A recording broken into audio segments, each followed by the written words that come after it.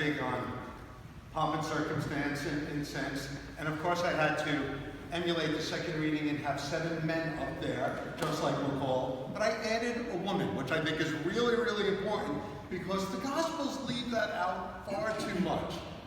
But I believe that Jesus called women more so than men. And that's one of the differences about who we are, what we stand for, and why we are here. Because Jesus called everyone, not just 7 men, to stand up there in red on a high altar and wave incense and make the world a holier place. It's his mother, Mary, that makes probably the most holy of all presentations. First and foremost, thank you. Thank you for joining us today. We have a number of wedding couples. If you could, those of you getting married, raise your hand. Wow, that's actually very good. Frank will soon be a deacon within the hour. Frank has had more liturgical training than I have. He, very early on, knew that God was calling, entered the Roman Catholic Seminary, and began formation, nearly 7 years. His training is substantial. Took a different path near the end and became a social worker, helping people, understanding problems and issues, and trying to change the world from a different place. As many of you know, I took a different path as well. Although I started at Roman Catholic school at 4 years old, looking at a statue of the Sacred Heart of Jesus that was 5 times larger than I as a kindergartner in the first row, that uniform changed very early on into a police uniform. And I thought that that's what God, and I believe probably was, calling me to do. Go out there, help people in their desperate hour, help people in real life. I literally called myself a peace officer, a peacemaker. Beloved are the peacemaker. They will be children of God. I didn't do that great though. Being a cop can change a lot of lives. And sometimes, not for the better, but I thought I was doing the right things. But 20 years went by, and 9/11 happened. My dad, who was a cop for 30 years, had just went to heaven himself after he retired, and Jesus was calling a little bit louder. And off to seminary I went. The vineyards need to be trimmed, and the workers are few. Frank, you will be one of the new ones, as well as the men and women that are here. Nicole, stand up. Nicole I met in a very odd way.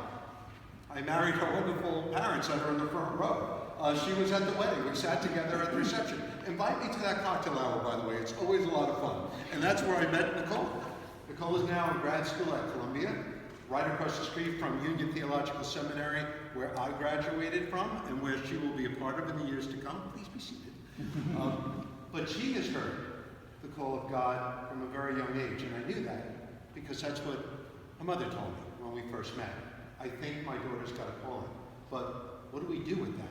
The Roman Church said you could be a nun, and ironically, she wants to be a nun temporarily, but she will be a deacon and then a priest, because God calls all of us to serve in so many ways. The many couples who raised their hands here today are taking a sacrament as well, the holy sacrament of marriage. It is the same as holy orders. You are making a promise to be together and to show the world what God's love is. I am sure most of you know the stats. 52% of all marriages fail the first year. Don't be nervous, that's fine. It changes radically when it's a Catholic marriage. It drops to 36%. We in the Progressive Catholic Church, and I'm doing this about 10 years now, have been keeping stats on all of our married couples, nearly 400 at this point. And it's only 8% that have not succeeded. All of you that have registered have signed a covenant that if anything happens, you will call us, you will let us talk to you, we will let you be there for us as we are for you. That is the covenant that you're promising God, to show the world what a promise is. Now, promises used to be really strong and powerful. I'm not sure what changed, except maybe life gets more complicated. We get really busy. Things happen.